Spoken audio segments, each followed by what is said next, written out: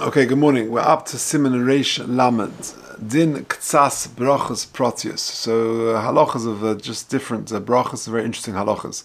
Aleph, Hamispalel Amasha Ova. If a person davens for something which has already happened, Kagoin Shenichnas Le'ir, he goes into a town, V'shama Kol Tzavoch, and he hears some sort of commotion, Bo'ir, V'oma Yirotzen Shelo Yehi Kol Zeh B'teich Beisi. This shouldn't have come from my house. Oisha Hoisa Ishtay Mu'beres, or if a man's wife was pregnant, after 40 days, after conception, that my wife should give birth to a male, because it's happened already. It's the gender has been decided. It's after 40 days. The main limbs have been born, and so too, if there's some incident in town and it's already happened, so davening that it shouldn't have been my house is a tefillah shov. It's redundant. It doesn't make sense. Ella, what should a person daven? Yispal l'odam ala osfit. You should daven sort of future focused. Lovav yitne do'al she'ava, to give praise on the past and to daven for the future. Kagoin hanichn zekrach, when a person enters a town, omer, he should say, that HaKadosh Baruch Hu should bring me into this town with peace. And then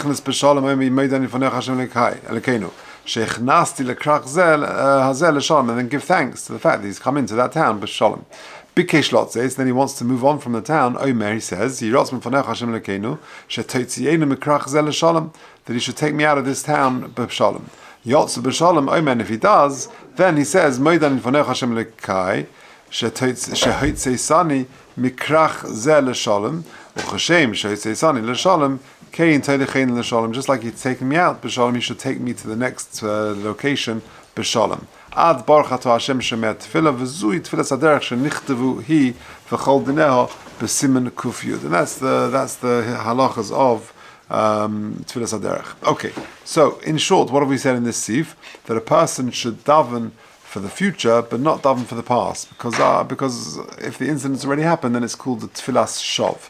Okay, says the Mishnah Bura, Acha Abarim Yom Libura, that a person to daven for a certain gender after 40 days after conception, it's too late. Says the Mishnah Bura, Sif Kotan Aleph, Shekvan Itzdayet Suras Havlad, because by that time the fetus has already been developed. But within 40 days, tefillah helps. We mentioned Rabbi left before. I remember once I mentioned to him that he's about the modern science says that the main limbs and organs are sort of developed after 6 weeks. So he said to me, he goes, that's 42 days. He goes, okay, they're only 2 days out. Yeah, Chazal say 40 days. Now, even though within the first 40 days you can daven for the gender, but once 40 days when the main limbs have been developed and it's too late, you can still daven. What are you davening for? That's davening for zera kayoma, for healthy progeny. So a couple of interesting points. Number one, in footnote number one, so Reb Sheinberg says that it's actually also Kamosha Oslanis Omen Yechida. So it's also to actually daven at Tefillah Shov. Now, with regard to davening, the fetus should change. In other words, let's say that it was a boy and you want it to be a girl, or vice versa. You're not allowed to daven for a nes. That's a Gemara in Brachas. Now, everyone asks a kasha on a Ramah, because in a sort of a strange place, because in Hilchas Chanukah, the halach is if you forget Yalav Yovei, Alanissim, you can add it in at the end. There's a harachamon. And everyone asks on the Ramah, because the Ramah says over there, Shemisha shochach lem alanissim berachas hamazon k'shemagia leharachamon yom harachamon huyaslan nissim k'moshe also b'me'ahim. So you are davening for nissim. And here we're saying you can't daven for nissim for the change of the gender of the child. So kosav b'shari tshuva shebemil chemes chashmenoi hanismo yikaderech hateva. Because in the war of the Chanukah story, all of the nissim were b'derech hateva. It wasn't a supernatural miracle. So therefore, that sort of miracle you can daven for. Anything which is in a natural way is okay to daven for that. Void shel tefillah zu shel rabim sheyaslam neis efsha v'rak al yochidin ispadal. To daven for Klal Yisrael, there should be nissim for Klal Yisrael. That's okay. But for an individual's neis, we don't daven for that. So there are lots of terutzim to that kasha on the remote. Number two. Now, what about Leah? Yeah, Leah davened. Do you remember? She davened that the seventh child should not be a boy and should change to a girl, and she had Dina. So you see that she did it. V'chein Leah shehispala al Dina shetapech lebas. So the Gemara says over there, one of the answers is shezeh hoysa b'toicha boim yom. That was within 40 days, so that was okay. And lastly, with regard to tfilas alabonim in paragraph 3, footnote 3, Kosav Le'el, it says previously in Simon Mem Zayin, Tomid tia tfilas ha'av vo'im shagura b'fiyem. Parents should constantly daven for their children. L'spal al b'neim shiu loim dei Torah v'tzadikim u'balei midas tovus. They should have all of these virtues. V'hoisiv sham shetzarech lechavin ma'oid al zeh b'birchas ha'varabba or birchas ha'torah k'sho'im v'niyah nachnu v'setzoinu. When you say that in birchas ha'torah, you should think about your children. Setzoinu. I remember once hearing from a Choshev Rav in town that there was a mispalin in his shul that he always noted that the person was in the middle of in davening, he would go like this. And he asked him what he was doing, and he was saying at this point he would be counting his children. He'd be mispalin for each child, and he went through 1, 2, like that. And he says so too. V'chein b'volatzim, when you say leman lo niga lo rik v'ne'behola, person should also have in mind a person to daven for his children. They say that the Stipler would daven for Reb Chaim even when Reb Chaim was already older, when he was already, they worked out, already in his 50s. Can you imagine? Reb Chaim was already in his 50s, already gone out some, and yet the Stipler still daven for him. Okay, let's go weiter. Sif cotton base. So a person goes into a town, v'dafka lekrach, the shom matzuim mamunim roim mechapsim alilas, because you go into a town, it's a dangerous place to be in, and therefore in footnote number 4 he says, "Was manenu she'ein mitzuin lalidas." You don't find so many bandits. So thankfully, because of Orach HaShulchan shelo nagim leim tefillah elu. Nowadays we don't say that tefillah. You come into a town, you say that particular tefillah that we mentioned here. Okay, aval le'ir katana. But if you go into a small town, ein tzarich leim k'shenichnas la. You only say the tefillah when you're already en route, and that's tefillah haderech, which we're familiar with. Mishum sakonas drachim b'kavul el b'simen kuf yud. Okay, and v'zui tefillah haderech says the Mishnah Berurah Sif Cotton Gimel lechaira halu b'simen kuf yud mavua t'chashiyotz lederech oimet tefillah haderech levad. Only when you go out on a journey do you say tefillah haderech.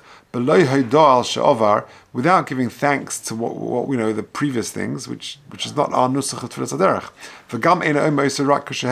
And furthermore, you only say it when you're already on the journey, en route. So how come over here the Shulchan Aruch is including, thank you for other things? And furthermore, the implication, it says in the Shulchan Aruch, you say it as soon as you leave the town. So it seems to be a little bit different to the Tefillas Haderech we referred to back in Siman Kuf Yud. So Yesh Loimar, says the Mishnah Berurah, Tahasam Mara b'yotz me'er katano. There we're talking about you leave a small town. She'ein sham meira klal lot tzes min oyer. You're not particularly worried about that leaving that city. But tzarich loimar Tefillas Haderech rak mishum me'er haderech. Your only fear is now for the travails of the coming journey. And therefore, you only say Tefillas Haderech when you're already sort of en route.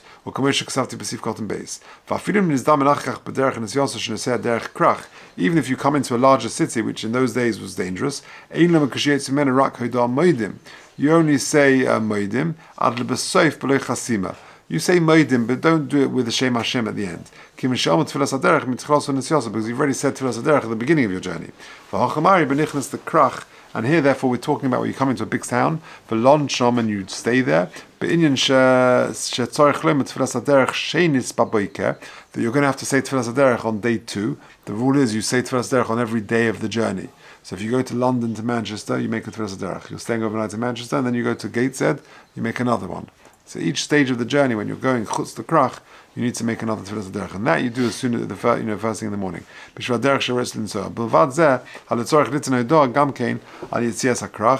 therefore you say the Hodah on leaving the krach. And that's what this is referring to.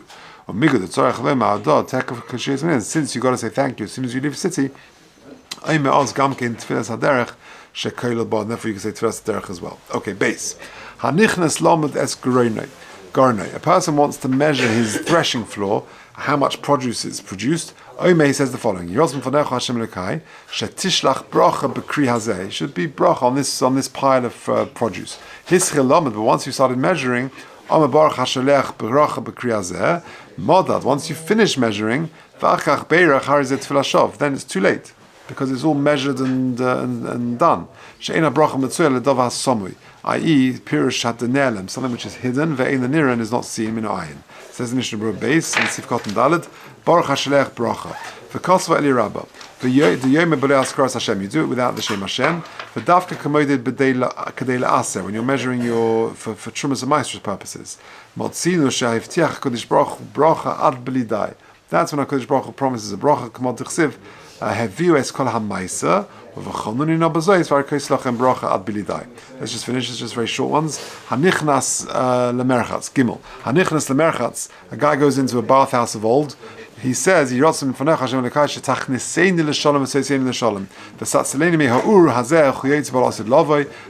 you say to the bathhouse. Now in those days, that was a dangerous thing to do, the bathhouse.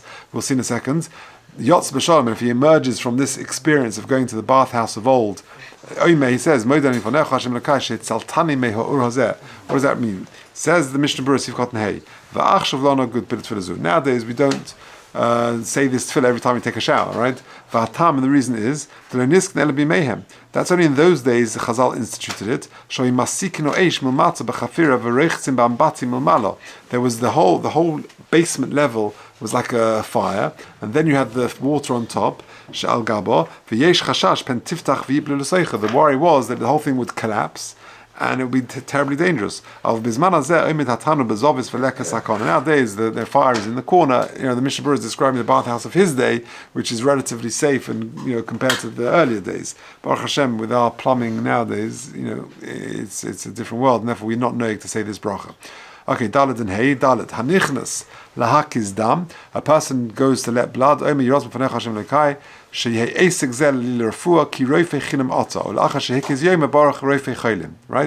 you think this is nothing to do with nowadays, right? Who lets blood nowadays? Says the Mishnah Berurah. Any other refuah a person does nowadays, you should say this yirotzen. All the